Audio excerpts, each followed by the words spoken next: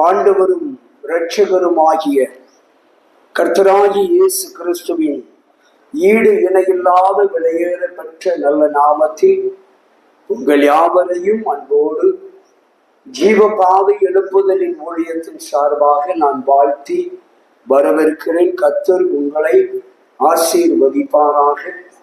கர்த்தர் உங்கள் வாழ்க்கையில எல்லாவற்றையும் அவர் விசாரிக்கிறதற்கு அவர் ஒருவரே போதுமானவராக இருக்கிறார். அல்லேலூயா. கர்த்தர் என்ன பண்றாராம்? நம்மை விசாரிப்பதற்கு எல்லாவற்றிலும் போதுமானவராய் இருக்கிறார். அல்லேலூயா. இந்த உலகத்தில் நமக்கு ஒரு நிறைவான ஒரு தெய்வம் யார் என்று சொன்னால் இயேசு கிறிஸ்து ஒருவர் மாத்திரம்தான். ஒரு குறை சொல்ல முடியாத, ஒரு குற்றமும் சாட்ட முடியாத ஒரு தெய்வம் யார் என்று சொன்னால் இயேசுவே. அல்லேலூயா. பொந்தி பிலாத்து சொல்லுகிறான், இவரிடத்தில் நான் ஒரு குற்றமும் காணேன் என்று பொந்தி பிலாத்து ஜனங்களை பார்த்து சொல்லுகிறான். அன்பு தேவ பிள்ளைகளே, அப்படிப்பட்ட நல்ல பரிசுத்தமுள்ள தெய்வத்தை, இரக்கமுள்ள தெய்வத்தை, மனதுருக்கமுள்ள நீடிய சாந்தமுள்ள அன்பு நிறைந்த கர்த்தராகிய இயேசு கிறிஸ்துவை ஆராதிக்கிற உங்களை, அவரையே தெய்வமாய் கொண்டிருக்கிற உங்களை கர்த்தர் அழகாக அருமையாக ஒவ்வொரு நாளும் தீவிரமாய் விசாரிக்கிறவராய் இருக்கிறார். அல்லேலூயா.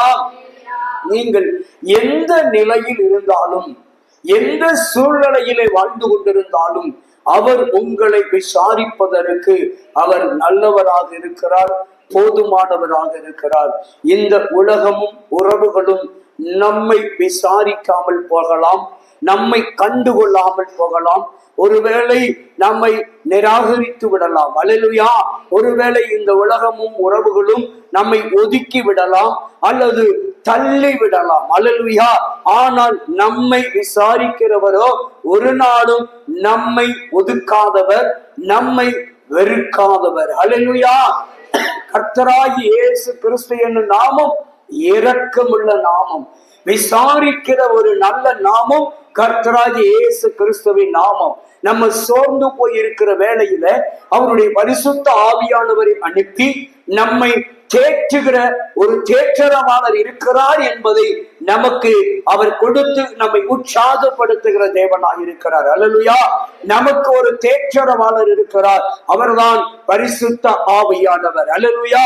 அவர் நம்மை ஒவ்வொரு நாளும் ஆற்றி தேற்றி நடத்துகிற ஒரு தேற்றரவாளர். இயேசு கிறிஸ்து சொன்னார், இதோ நான் போய் உங்களுக்கு ஒரு தேற்றரவாளரை அனுப்பி வைக்கிறேன். அந்த தேற்றரவாளர் தான் பரிசுத்த ஆவியானவர்.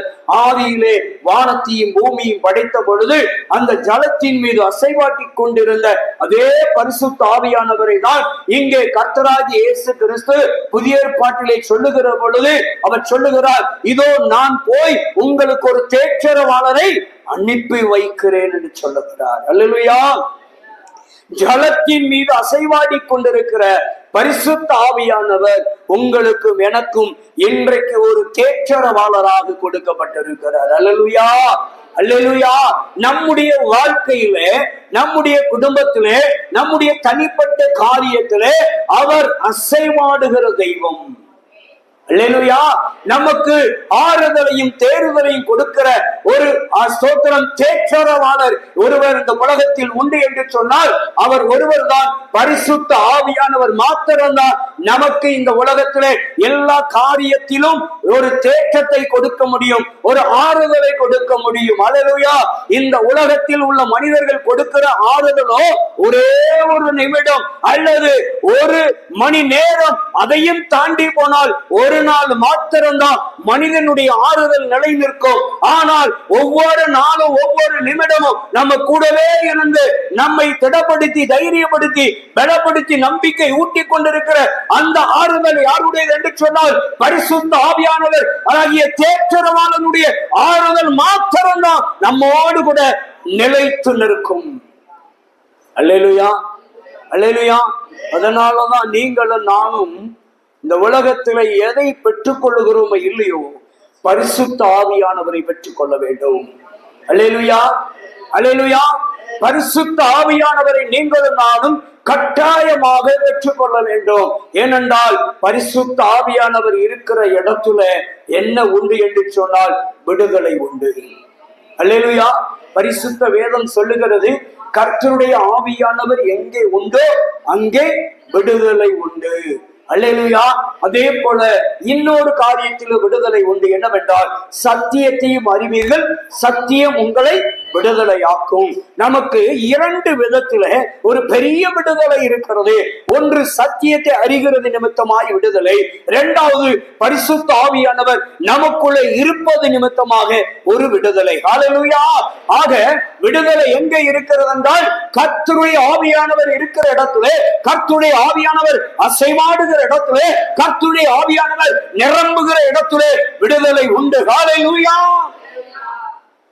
அப்படி என்றால் எப்பொழுது ஆவியானவர் அசைவாடுவார், எங்கே பரிசுத்த ஆவியானவர் இறங்கி வருவார் என்று சொல்லி நாம் பார்த்தோம் என்று சொன்னால், ஆண்டவராகிய கர்த்தர் நமக்கு வேதத்தில் அப்போஸ்தலர் 2ஆம் அதிகாரத்திலே 1 வசனத்திலிருந்து பார்த்தோம் என்று சொன்னால், ஆண்டவர் நம்மோடு கூட எங்கே இடைபடுகிறார் பாருங்க. ஸ்தோத்திரம். நான் எடுத்த செய்தி, நம்ம வாசித்த பகுதியில் 7வது வசனத்தை தியானிக்கலாம் என்று எடுத்து வைத்திருக்கிறேன், குறித்து வைத்திருக்கிறேன். ஆனால் தேவன் இன்றைக்கு உங்களுக்கு எனக்கும் என்ன தேவை, யார் முக்கியமாக தேவை என்பதை சுட்டி காட்ட விரும்புகிறார். அல்லேலூயா. ஆமா, பேசுகிறது யாரு? நான் அல்ல, பரிசுத்த ஆவியானவர் என்று சொல்லுகிறார். அப்போஸ்தலர் நடவடிக்கைகள் 2ஆம் அதிகாரத்திலே 1-2 வசனங்களை நாம் என்ன செய்வோம்? வாசிப்போம். பெந்தேகொஸ்தே என்னும் நாள் வந்த பொழுது ஓரிடத்திலே வந்திருந்தார்கள். அப்பொழுது பலத்த காற்று அடிக்கிறது வழக்கம் போல வானத்திலிருந்து சடுதியாய் ஒரு முழக்கம் உண்டாகி அவர்கள் உட்கார்ந்திருந்த வீடு முழுவதும் நிரப்பிட்டு. பாருங்க, பரிசுத்த ஆவியானவர் வந்தாருன்னா ஒரு குறிப்பிட்ட பகுதியை, ஒரு குறிப்பிட்ட மனிதனை மட்டும் நிரப்ப மாட்டார். அவர்கள் உட்கார்ந்திருந்த இடம் முழுவதும், அவர்கள் உட்கார்ந்திருந்த இடம் முழுவதும் நிரப்புகிறவராயிருக்கிறார். அப்படி என்றால் நாம் ஆராதிக்க இங்கே கூடி வந்திருக்கிறோம். கூடி வந்திருக்கிற இந்த இடத்துல யார் நிரப்பினால் ஃபுல்லா நிரப்ப முடியும்? பரிசுத்த ஆவியானவர் இந்த இடத்துல இறங்கி வந்தால் சபை முழுவதையும் நிரப்பி விடுவார். அதே போல பரிசுத்த ஆவியானவர் சபை முழுவதும், வீடு முழுவதும், நம்ம உட்கார்ந்து இருக்கிற இடம் முழுவதும் நிரப்பப்பட வேண்டும் என்றால் என் பாத்திரமாகிய என் சரீரத்திலே, எனக்குள்ளே அவர் நிரப்பப்பட வேண்டும் என்றால், இந்த சரீரமாகிய இந்த வீடு முழுவதும் அவர் நிரப்பப்பட வேண்டும் என்றால் என்னுடைய நினைவு, என்னுடைய சிந்தனை, என்னுடைய எண்ணங்கள், என்னுடைய பார்வை, என்னுடைய மூச்சு, என்னுடைய பேச்செல்லாம் கர்த்தரை குறித்ததான ஒரு மன நிலைப்பாட்டில் நிற்க வேண்டும். அப்படி இருக்குமானால் மாத்திரம்தான் பரிசுத்த ஆவியானவர் என் சரீரமாகி இந்த வீட்டை நிரப்ப முடியும். ஒரு மனம் இல்லைன்னு வச்சுக்கோங்களேன், வீடு நிரம்பாது. இல்லையா? அதான் சொல்றாரு, எங்கே ஒரு மனம் இருக்கிறதோ அங்கே அவர்கள் எல்லாரும் எப்படி இருந்தார்களாம்? ஒரு மன பெந்தேகொஸ்தே என்னும் நாள் வந்த பொழுது அவர்கள் எல்லாரும் ஒருமனப்பட்டு ஓர் இடத்தில், அல்லேலூயா, ஒருமனப்பட்டு ஒவ்வொரு இடத்துல போய் உட்காரலையா, ஒருமனப்பட்டு ஒரே இடத்திலே கூடி வந்தார்கள். ஒருமனப்பட்டு ஒரே அறையிலே கூடி வந்தார்கள். எத்தனை பேர்? 120 பேர். அல்லேலூயா. 120 பேர் ஒரே மேல் வீட்டுல, ஒரே வீட்டுல மேல் வீட்டு அறையில கூடி வந்தார்கள். ஒரு மனதோடு இருந்தார்கள். ஒருத்தருக்கும் ஒரு விதமான சிந்தனையும் கிடையாது. எல்லாருக்கும் ஒரே சிந்தனை மட்டும்தான், தெய்வத்தை குறித்த சிந்தனை மட்டும்தான் இருந்தது. என்றைக்கு பரிசுத்த ஆவியானவரை நீங்களும் நானும் பெற்றுக்கொள்ள முடியும் என்றால், நீங்கள் பரிசுத்த ஆவியானவரை எப்பொழுது பெற்றுக்கொள்ள முடியும் என்று சொன்னால், உங்களுக்குள்ளே ஒரு மனம் இருக்க வேண்டும். அல்லேலூயா. உங்களுக்குள்ளே ஒரு மனம் இருந்தால் மட்டும்தான் அங்கே பரிசுத்த ஆவியானவர் இந்த இடத்தை அசைக்க முடியும், இந்த இடத்திலே நிரப்ப முடியும். அல்லேலூயா, அல்லேலூயா. அந்த வீடு முழுவதும் எப்படி நிரம்பிற்று என்று எழுதுகிறார். அப்ப பரிசுத்த ஆவியானவர் அந்த வீடு முழுவதும் நிரப்பப்பட வேண்டும் என்றால் அங்கே என்ன காணப்பட வேண்டும்? ஒரு மனம் காணப்பட வேண்டும். எல்லாரிடத்திலும் ஒரே சிந்தனை இருக்க வேண்டும், ஒரே கருத்து இருக்க வேண்டும், ஒரே எண்ணங்கள் இருக்க வேண்டும், ஒரே நிலைப்பாடு இருக்க வேண்டும். இன்னும் சொல்ல போனால் வேதம் சொல்லுகிறது சமநிலை பிரமாணம் என்று சொல்லுகிறது. ஒரே சமமான நிலைப்பாடு இருக்க வேண்டும். ஒவ்வொருத்தருக்கும் ஒரு கருத்து இருக்குமானால், ஒவ்வொருத்தருக்கும் ஒவ்வொரு எண்ணங்கள் இருக்குமானால், ஒவ்வொருத்தருக்கும் ஒவ்வொரு நிலைப்பாடு இருக்குமானால், அங்கே யார் அசைவாட முடியாது, அங்கே யார் நிரப்பப்பட முடியாது, இறங்க முடியாது என்றால் பரிசுத்த ஆவியானவர் அந்த இடத்திலே இறங்கி கிரியை செய்ய முடியாது.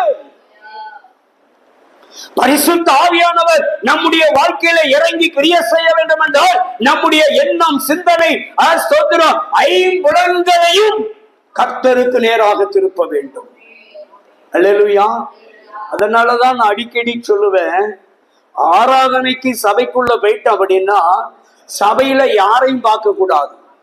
யாரு வந்திருக்கா, எவர் வந்திருக்கிறா, யார் என்ன செய்தா, எவர் என்ன செய்தான்னு சொல்லி என்ன செய்யக்கூடாது, பார்க்கவே கூடாது. ஒருவன் சபைக்கு வந்தான், சபைக்கு வந்து உட்கார்ந்துகிட்டு என்ன செஞ்சான், அப்படியே எல்லாரையும் வேடிக்கை பார்த்துக்கிட்டே இருந்தான். அதனால சபை முடிந்தது, ஆராதனை முடிந்தது, பிரசங்கம் முடிந்தது. முடிந்த உடனே நேர பாஸ்டர் கிட்ட வந்தான். சபைக்கு வந்த சகோதரர் ஊழியக்காரனிடத்திலே நேரம் வந்தான். வந்து, ஐயா, நான் இனிமேல் சபைக்கு வர மாட்டேன். எதுக்கு? சபையில வந்தா ஒவ்வொருத்தரும் ஒவ்வொரு விதமா இருக்கிறாங்க, ஒவ்வொருத்தரும் ஒவ்வொரு விதமா இருக்காங்க. ஒருத்தரும் சரி கிடையாது, ஒருத்தரும் ஒழுங்கு கிடையாது. ஒருத்தன் அந்த ட்ரெஸ் போட்டுக்கிட்டு இருக்கான், ஒருத்தன் இந்த ட்ரெஸ் போட்டுட்டு இருக்கான்.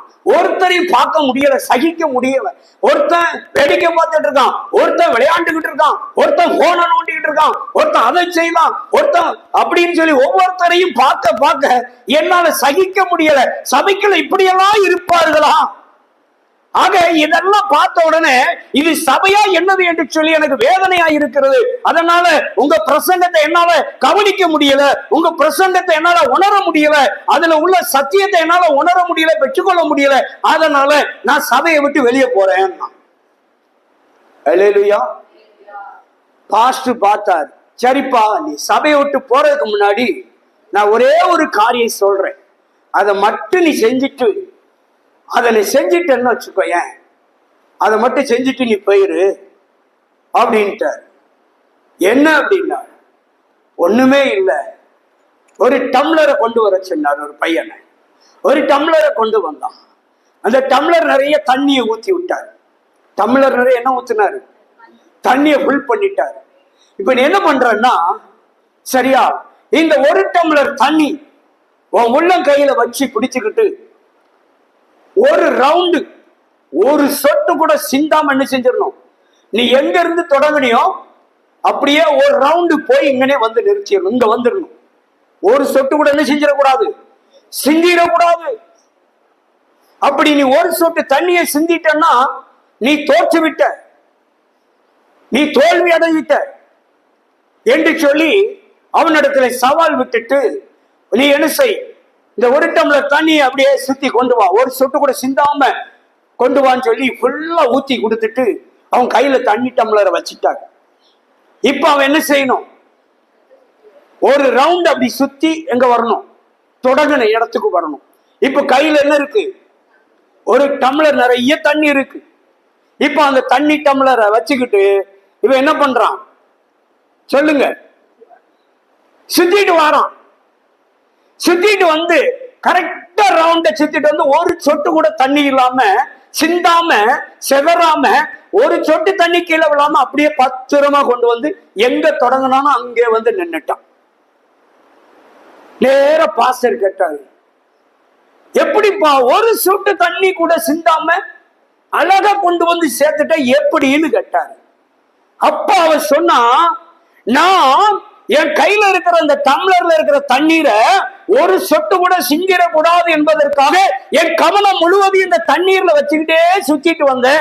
எதுவுமே எனக்கு கண்ணுக்கு தெரியல, எதையுமே நான் பார்க்கல, தண்ணியை மட்டும் நான் பார்த்துக்கிட்டே வந்ததுனால ஒரு சொட்டு கூட சிந்தலன்னா. இதுதான் சபை. இப்படித்தான்பா சபையில சத்தியத்தை நீ கேட்கணும்னு நினைச்சன்னா எங்கேயுமே பார்க்கப்படாது. இப்ப என்ன தெரியுது? நீ கவனத்தை எங்க வைக்கல? வசனத்தை சொல்லுகிற, சத்தியத்தை பேசுகிற செய்தியின் மீது, ஆராதனையின் மீது, தேவ ஆவியானவர் மீது நீ வைக்கல. உன் கவனமும் உன் சிந்தனையும் எண்ணமும் பார்வையும் எங்கதான் இருந்திருக்கு? அங்க ஜனங்கள் மேலதான் இருந்திருக்கு. உன்னை சுட்டி இருக்கிற ஜனங்களையே நீ பார்த்துட்டு இருந்திருக்க. அதனாலதான் உனக்கு சத்தியம் உள்ள வரல. அதனாலதான் சத்தியத்தை உன்னால கேட்க முடியல.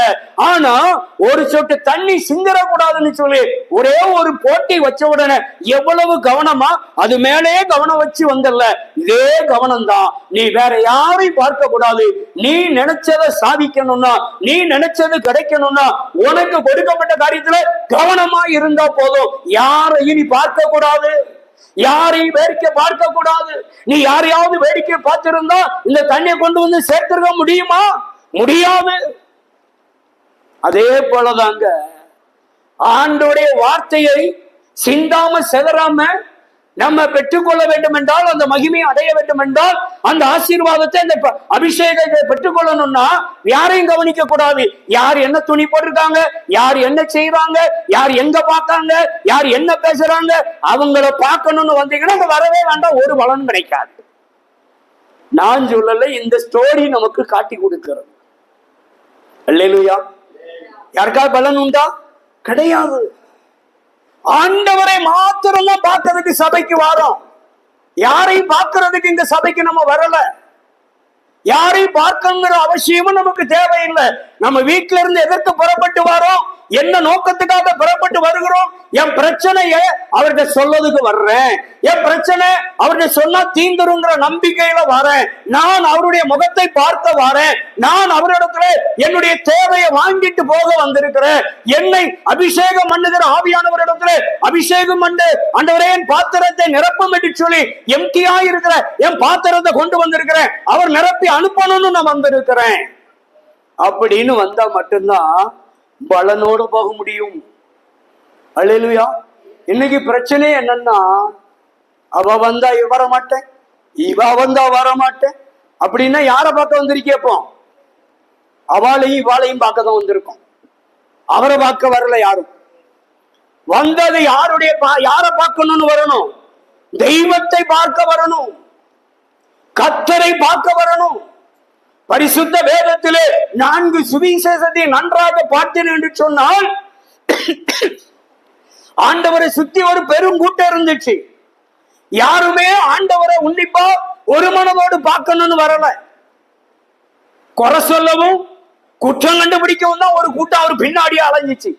ஆனா அவ்வளவு பெரிய கூட்டத்துல ஒருத்த மட்டும்தான் ஒரே மனதோடு ஒரே நிலைப்பாடோடு, எப்படியாவது இவரை நான் பார்த்தால் போதும், இவர் எப்படிப்பட்டவரோ என்று அறிந்தால் போதும், அவர் முகத்தை தரிசித்தால் போதும் என்ற ஒரே ஒரு மன நிலைப்பாடு, ஒரே சிந்தையோடு வந்தான் பாருங்க. சகைவு மாத்திரம் தாங்க வந்தான்.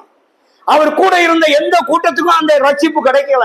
இயேசு யாருக்கு அந்த ரட்சிப்பை கொடுத்தார்? யார் வீட்டிலே ஒரு நிறைவு வந்தது, யார் வீட்டுக்கு ஒரு ரட்சிப்பு வந்ததுன்னா ஒரே சிந்தையோடு நான் இயேசுவை மட்டும்தான் பார்க்க போறேன். அங்க யார் வந்திருக்கா, எவர் வந்திருக்கா, எப்படி வந்திருக்கிறான், என்னென்ன குணத்தோடு வந்திருக்கிறான், என்னென்ன துணிமணி போட்டுட்டு வந்திருக்கிறான், எப்படிப்பட்ட வந்திருக்கிறான் பார்க்க வரல. இயேசு எப்படிப்பட்டவர் என்று மட்டும் சிந்தையோடு வந்தான். அதே சிந்தனை அதே நிலைப்பாடு நமக்கு இருக்குமானால் அந்த சகைவுக்கு கிடைத்த ரட்சிப்பு, அந்த சகைவுக்கு கிடைத்த பலன், அந்த சகைவு வீட்டுக்கு வந்த இயேசுவின் நிறைவு நம்ம வீட்டுக்கு நம்ம வாழ்க்கையில கிடைக்கும். அல்லேலூயா. அப்படி இல்லாத பட்சத்தில் ஒரு மனம் இல்லைன்னா, ஒரு மனம்னா இதுதாங்க.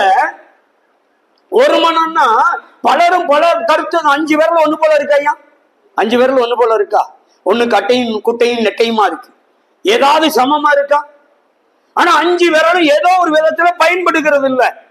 ஏதாவது ஒரு விரலை மடக்கிட்டு ஏதாவது ஒரு வேலையை செய்யுங்க. ஏதாவது வேலை செய்யறதுக்கு ஓடுதா? ஓடாது. அப்ப பாருங்க, ஏதோ ஒரு விதத்துல 5 விதமா தான் இருக்கும். ஆனாலும் 5 விதத்துல எங்கேயோ ஒரு இடத்துல செயல்பட்டு கொண்டே இருக்கும். அல்லேலூயா. 5 பல கருத்தா. ஆண்டவர் கூட 12 சீசர்கள் இருந்தாங்க. 12 பேரும் 12 விதமா தான் இருந்தான். 12 பேரும் ஒண்ணு போல இருந்தாங்களா? 12 விதமா தான் இருந்தாங்க. ஆண்டவர் அந்த 12 பேரையும் அரவணைச்சு போனாரு. 12 பேரும் 12 குணத்துல இருந்தான். 12 பேரையும் அருமையாக அன்போடு அரவணைத்து போனான். அதுதாங்க மெய்ப்பனுடைய வேலை. உங்களுக்கு தெரியலாம், இவர் என்ன அவங்கள அரவணைச்சு போறாரு, இவங்களை அரவணைச்சு போறாரு, அவங்கள கூட்டிட்டு வராரு, இவங்களை கூட்டிட்டு போறாரு, அவங்க கூட பேசுறாரு, இவங்க வீட்டுக்கு போறாரு, அவங்க வீட்டுக்கு போறாரு. ஊழியக்காரன் அரவணைச்சுதான் போனா அவனுக்கு வேலை தானே. மெய்ப்பனுடைய வேலை அதுதான். 12 பேரும் 12 விதமா இருப்பார்கள். 12 பேரை அரவணைத்து போகிறது தான் மெய்ப்பனுடைய வேலை. உங்களால போக முடியாது. ஆனால் மெய்ப்பன் போய்தான் ஆகணும். ஊழியக்காரன் அத்தனை பேரையும் அரவணைத்து தான் போக வேண்டும். இயேசுவை குற்றப்படுத்தினார்கள். இவர் ஆயக்கார வீட்டுக்கும் போறாரு, பாவியின் வீட்டுக்கும் போறாரு அப்படின்னா. அல்லேலூயா. ஏன்னா அவர் தெய்வம், அந்த மக்களை நேசித்தாரு. அதனால நேசிக்கிறதை காண்பிக்கணும்னா எல்லாரும் வீட்டுக்கும் போய்தான் ஆகணும். அதனாலதான் ஊழியக்காரன் ஜாதி பார்க்க கூடாது, மதம் பார்க்க கூடாது, இனம் பார்க்க கூடாது, மொழி பார்க்க கூடாது, ஏற்ற தாழ்வு பார்க்க கூடாது, ஏழை பணக்காரன் பார்க்க கூடாது என்று முக்கியமான ஒரு பிரதான கட்டளை யாருக்கு இருக்கிறது என்றால் ஊழியக்காரனுக்கு நியமிக்கப்பட்டிருக்கிறது. அல்லேலூயா. ஊழியக்காரன் இதை கட்டாயம் பார்க்க கூடாது. ஏழை எளியவன் என்று பார்க்க கூடாது, ஜாதி பார்க்க கூடாது, மதம் பார்க்க கூடாது. ஊழியக்காரன் அப்படி பார்த்து நான் பெரியவன், நான் அப்படி இப்படின்னா ஊழியக்காரனுடைய அபிஷேகத்தை கர்த்தர் பறித்து விடுவார். அல்லேலூயா. எல்லாரையும் அரவணைத்து போகணும். ஆடுகளிலே 2 விதங்கள் இருக்கும். கரவலாடு இருக்கும், நரவலாடு இருக்கும். கரவலாடுகளையும் அரவணைத்து போகணும், நரவலாடுகளையும் அரவணைத்து போகணும். அல்லேலூயா. அதான் மெய்ப்பனுடைய வேலை. ஒரு ஆடு இங்க பின்னால முட்டிக்கிட்டு இருக்கும், ஒரு ஆடு சைடுல வந்து குத்திக்கிட்டு நிற்கும். எல்லாத்தையும் சகிச்சு போகிறது ஊழியக்காரனுடைய வேலை, மெய்ப்பனுடைய வேலை. உடனே என்ன செய்யக்கூடாது, என்னையா இந்த ஆடு உண்மை இப்படி முட்டுது, இந்த ஆடு உண்மை இப்படி குத்துது அப்படின்னு நீங்க பார்க்க கூடாது. ஆடுகள்லாம் அப்படிதான் இருக்கும். அல்லேலூயா. எல்லா ஆடும் ஒன்று போல இருக்குமா ஐயா? நம்ம வளர்க்குறோம், வீட்டுல வளர்க்குற ஆடு எல்லாம் ஒன்று போல இருக்குமா? இருக்கா? 4 விதமா தான் இருக்கும். அத்தனையும் அரவணைச்சு ஒரு ஸ்தோத்திரம் கூட்டுக்குள்ள கொண்டு போறது தான் அந்த மெய்ப்பனுடைய வேலை. அப்ப மெய்ப்பன் மெய்ப்பனுடைய இடத்துல, அந்த ஸ்தானத்துல வந்தா தான் தெரியும் மெய்ப்பனுடைய பாடுகள் எவ்வளவு, பிரச்சனைகள் எவ்வளவு, போராட்டங்கள் எவ்வளவு என்பது. அப்போ இப்போ நம்ம சரியா இருந்தா மட்டும்தான் பரிசுத்த ஆவியானவர் நம்மை நிரப்ப முடியும். அல்லேலூயா. அல்லேலூயா. அப்ப பாருங்க, பரிசுத்த ஆவியானவர் நிரப்பப்படுகிற இடத்துல என்ன எதிர்பார்க்கிறார் என்றால், பரிசுத்த ஆவியானவர் நிரப்பப்படுகிற வீட்டிலே, பரிசுத்த ஆவியானவர் நிரப்பப்படுகிற கூட்டிலே என்னத்தை எதிர்பார்க்கிறார்? ஒரு மனதை பார்க்கிறார். ஒரே நிலைப்பாடை, ஒரே சிந்தனையை, ஒரே எண்ணங்களை, 5 புலன்களையும் ஒருவருக்கு நேராக திருப்புகிறதை கர்த்தர் எதிர்பார்க்கிறார். அல்லேலூயா. நான் உங்ககிட்ட பிரசங்கம் பண்ணிட்டு இருக்கல, என் சிந்தனை பூரா வீட்டுல இருக்கப்படாது. ஐயோ வீட பூட்டாம வந்துட்டேனே, ஐயோ பீரோல பூட்டாம வந்துட்டேனே, அடுப்பு அணைக்காம வந்துட்டேன்னு நான் இருந்தேன்னா என் மனசு பூரா எங்க இருக்கு? வீட்டுக்கு போயிட்டு சடலம் தான் அங்க நிற்கும்.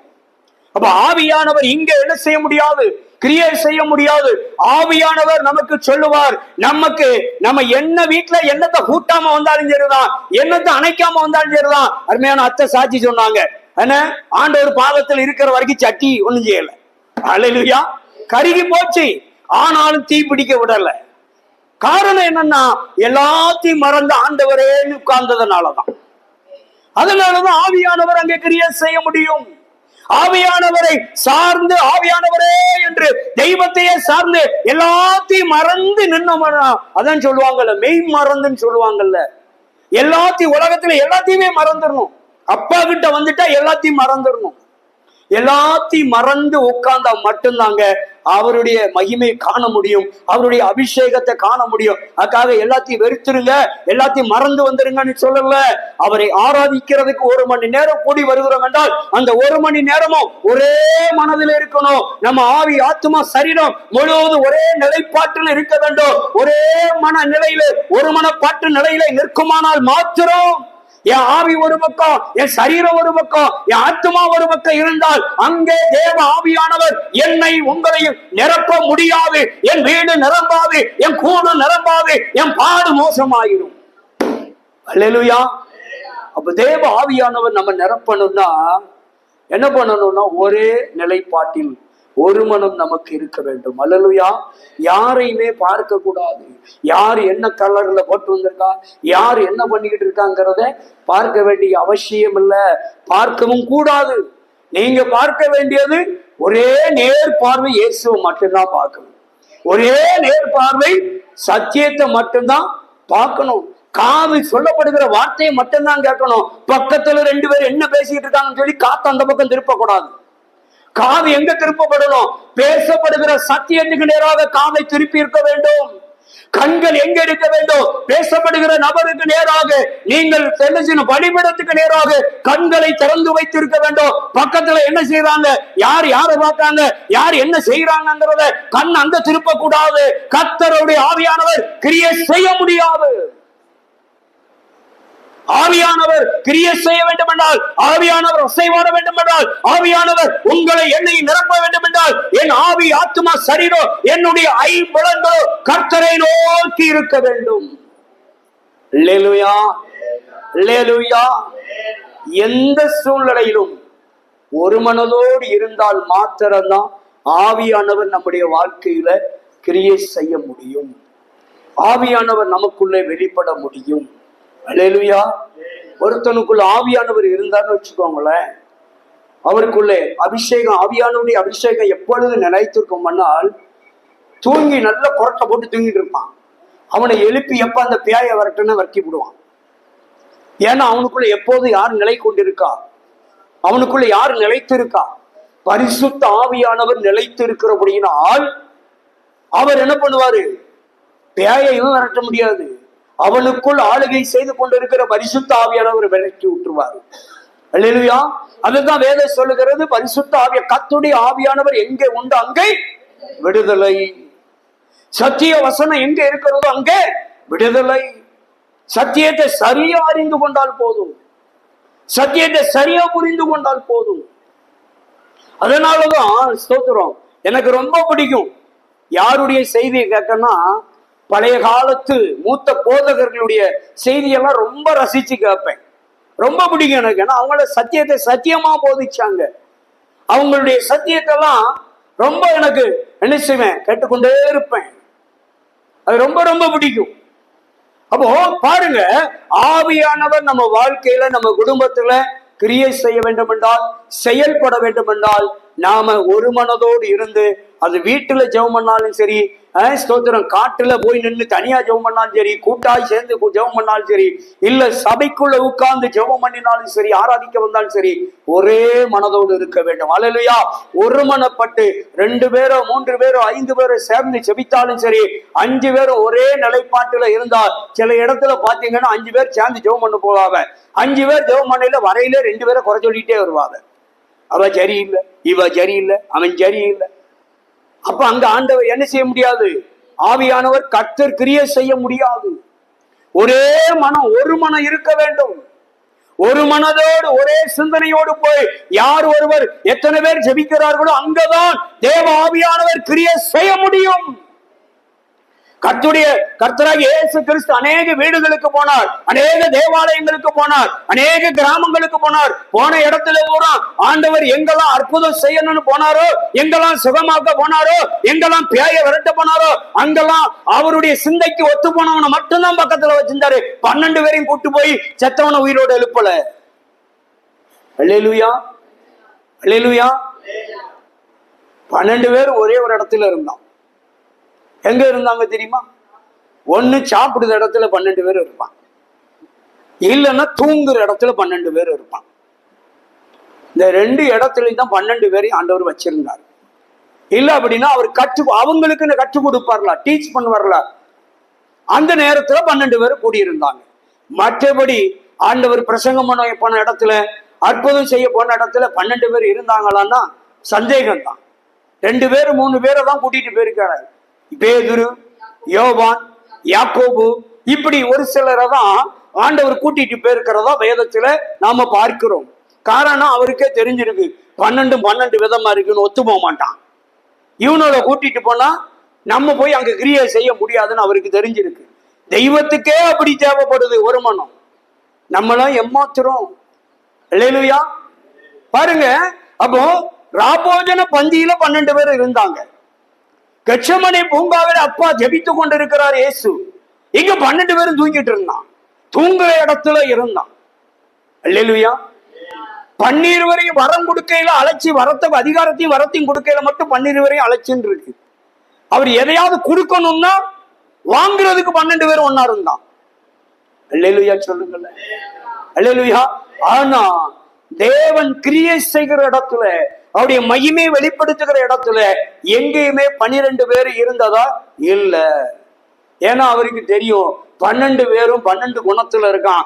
12 பேரும் ஒரு மன படமாட்டான்னு அவருக்கு நல்லா தெரிஞ்சிருக்கு. அதனாலதான் ஒரு சிலரை கூட்டிட்டு போனாரு. அதனால தயவு செய்து நீங்க எங்க ஜெபித்தாலும் ஒரு மனம் உள்ளவர்கள் ஜெபித்தா மட்டும்தான் ஆண்டவர் ஜெபத்தை கேட்கிறார். அல்லேலூயா. அனனியா சப்பீரால பார்த்து பேதுரு என்ன கேட்டான்? நீங்கள் தெய்வத்தை வஞ்சிப்பதற்கு ஒரு மனப்பட்டது என்ன? அல்லேலூயா. அவங்களுடைய சோதர காணியாட்சியை விட்டு அதுல ஒரு பகுதி என்ன பண்ணி வச்சிருக்காங்க? ஒளிச்சு வச்சுட்டு வந்துட்டாங்க. அப்போ தேவனுடைய சமூகத்துல வந்து நிக்கிறாங்க. சமநிலை பிரமாணத்துக்கு எல்லாத்தையும் விட்டு அங்க அப்போஸ்தலரிடத்துல ஒப்படைக்கிற வேலையில சப்பீராலும் அனனியா முதல்ல வர்றாரு. அவரு கொடுத்துட்டு போயிட்டாரு. கடைசியில அவர் மனசாட்சி குத்தப்பட்டு அவர் செத்து போயிட்டாரு. 2வது மனைவி சப்பீரால் வருகிறாள். மனைவி வந்து நிக்கையில அவர் கேட்கிறாரு, 2 பேர் ஒரு மனப்பட்டது என்ன? பாருங்க, திருடதுக்கு ஒரு மனப்பட்டிருக்காங்க, நல்ல காரியத்துக்கு ஒரு மனத்தை காங்கல. அல்லேலூயா. அப்போ தேவன் உங்ககிட்டயும் என்கிட்டயும் எதிர்பார்க்கிறது என்னன்னா ஒரு மனம் இருக்க வேண்டும். அல்லேலூயா. எதற்கு ஜெபித்தாலும் சரி, எந்த சூழ்நிலையில் ஆராதித்தாலும் சரி, எந்த காரியமா இருந்தாலும் சரி, ஒரு மனப்பட்டு காரியம் இருந்தா மட்டும்தான் தேவன் நமக்கு பதில் கொடுப்பார். அங்கே கிரியை செய்ய முடியும், பரிசுத்த ஆவியானவர் அசையாட முடியும். அல்லேலூயா. அதனாலதான் வேதம் சொல்லுகிறது, பெந்தேகோஸ்தே நாள் வந்த பொழுது அவர்கள் எல்லாரும் ஒருமனப்பட்டு ஓரிடத்திலே வந்தார்கள். அப்பொழுது பலத்த காற்று அடிக்கிற முழக்கம் போல வானத்திலிருந்து ஒரு சடுதியாய் ஒரு முழக்கம் உண்டாகி அவர்கள் உட்கார்ந்த வீடு முழுவதும் என்ன ஆயிற்றான்? நிரப்பிட்டு என்று சொல்லி அங்கே அப்போஸ்தலர் 1:2 அதிகாரத்துல 1-2 வசனங்கள் ரொம்ப தெளிவாக சொல்லுகிறது. ஆகையால் நம்ம எங்கே கூடி வந்தாலும் சரி, ஒரு மனதோடு கூடி வந்தால் பரிசுத்த ஆவியானவர் அங்கே நமக்கு வெற்றியை தருவார், அங்கே நமக்கு விடுதலையை தருவார், அங்கே நல்ல பதிலை தருவார். அல்லேலூயா. ஆக நீங்க எங்க கூடி போனாலும், எந்த கூடுகைக்கு போனாலும் சரி, எந்த சபைக்கு போனாலும் சரி, இயேசுவை மட்டும் பார்க்க போறேன்னு போங்க. ஒரு மனதோடு உங்க ஆவி ஆத்மா சரீரம் உங்க ஐம்புலன்கள் இருக்கிறவங்க ஒத்து போகாட்டாலும் பரவாயில்ல, உங்க ஆவி ஆத்மா சரீரத்தை உங்களுடைய ஐம்புலன்களையும் ஒரே நிலைக்கு கொண்டு வந்து இயேசுவை மட்டும், ஆவியானவர் மாத்திரம், பிதாவாகி தேவனை மாத்திரம் நோக்கி பாருங்க. நீங்க பதிலோடு வீட்டுக்கு போகலாம். அல்லேலூயா. ஒரு மனம் இருந்தா போதும், ஒரே நிலைப்பாடு இருந்தால் போதும். யாரையும் கவனிக்கவோ யாரையும் நோக்கவோ வேண்டாம். நம்ம ஆண்டவரை பார்க்க வந்திருக்கிறோம், ஆண்டுடைய வார்த்தையை கேட்க வந்திருக்கிறோம், ஆண்டுடைய அபிஷேகத்தை, ஆண்டுடைய ஆசீர்வாதத்தை பெற்றுக்கொள்ள வந்திருக்கிறோம். நாம் பெற்று செல்ல வேண்டும் என்றால் அவர் விரும்புகிறபடி ஒரே மனதுடையவர்களாய் ஒரே நிலைப்பாட்டிலே இருப்போம் என்றால் தேவன் நிச்சயமாய் நாம இருக்கிற இடத்தை அசைப்பார். அல்லேலூயா. நாம இருக்கிற இடத்தை நிச்சயமாய் பரிசுத்த ஆவியானவர் நாம குடியிருக்கிற வீட்டையும் சரி, நாம் ஆராதிக்கிற இடத்தையும் சரி, நாம் கூடி வருகிற இடத்தையும் சரி, நிச்சயமாய் அது எப்பேற்பட்ட இடமாய் இருந்தாலும் நிச்சயமாய் பரிசுத்த ஆவியானவர் ஒரு மனதோடு இருந்தால் நிரப்பவே நிரப்புவார். அல்லேலூயா. பெரிய காரியங்களை செய்வார். அப்படியே கண்களை மூடுவோம். கிருபை நிறைந்த பரிசுத்தமான நல்ல தெய்வமே, பேசின தெய்வம் எங்களோடு கூட ஆண்டவரே, நாங்கள் எங்க வாழ்க்கையில விடுதலையை பெறுவதற்கு, ஆண்டவரே சுகத்தை பெறுவதற்கு, நன்மைகளை பெறுவதற்கு, ஆசீர்வாதங்களை பெறுவதற்கு, அபிஷேகத்தை பெறுவதற்கு, உம்முடைய மகிமையை பெற்றுக் கொள்வதற்கு, ஆண்டவரே உம்முடைய பாதுகாப்பை, உம்முடைய அன்பை, உம்முடைய விசாரிப்பை, ஆண்டவரே நீர் படுத்துகிற ஆறுதலை நாங்கள் பெறுவதற்கு, நாங்கள் கூடி வருகிற கூடுகையில, வீட்டு கூடுகையாக இருந்தாலும் சரி, ஆண்டவரே காற்றிலே கூடினாலும் சரி, நாட்டிலே கூடினாலும் சரி, சபையிலே கூடினாலும் சரி, வருமானதோடு நாங்க எங்கே கூடி வருகிறோமோ அங்க மட்டும்தான் நீங்க கிரியை செய்ய முடியும், அசைவாட முடியும், நிரப்ப முடியும் என்று சொல்லி எங்களுக்கு தெல்ல தெளிவாக உணர்த்தி பேசியிருக்கிறீர் ஆண்டவரே.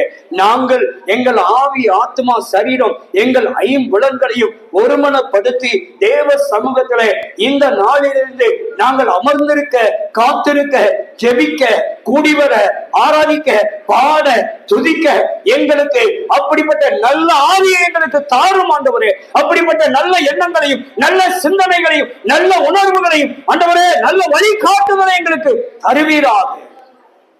கர்த்தாவே, நாங்கள் நடக்க வேண்டிய வழியை நீர் எங்களுக்கு போதிக்கும்படியாக 143ஆம் சங்கீதத்தில் வாசிப்பது போல் ஆண்டவரே எங்களுக்கு வழியை போதித்தருளும். நீர் எங்களுக்கு வழியை போதித்தருளும். உம்முடைய கரத்தில் நாங்கள் ஒப்புக் கொடுக்கிறோம். ஆவியானவர் இந்த சரீரமாகிய வீட்டை நிரப்புவீராக, நிரப்புவீராக. நாங்கள் ஆண்டவரே ஒருமனப்படக்கூடிய சிந்தனையும், எண்ணங்களையும், நினைவுகளையும், அப்படிப்பட்ட நல்ல வழிகளை எங்களுக்கு தாரும் ஆண்டவரே. கிருபை செய்க. பரிசுத்த ஆவியானவர் எங்களை நிரப்பணும். பரிசுத்த ஆவியினால் நாங்கள் நிரப்பப்பட்டால், பரிசுத்த ஆவியானவர் எப்பொழுது எங்களுக்குள்ளே நிலைத்து இருந்தால் எங்க வாழ்க்கையில எப்பொழுது வெற்றி உண்டப்பா.